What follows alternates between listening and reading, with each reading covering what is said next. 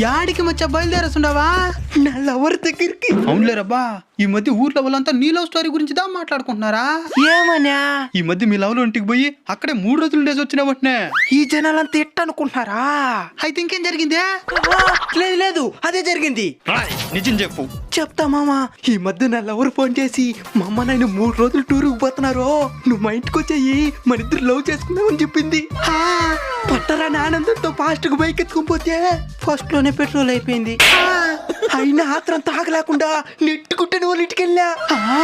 నీ లవర్ ని కలుసుకునేవా? ఏం కలుసుకునేది, వాళ్ళ అమ్మ నాయన ఇంట్లోనే ఉంటే వాళ్ళు టూర్కి పోలేదా? పోయి కంప్లీట్ చేసుకుని కూడా తిరిగి వచ్చేస్తున్నారు. అంటే 3 రోజులుగా నెట్టుకునే పోతున్నావా?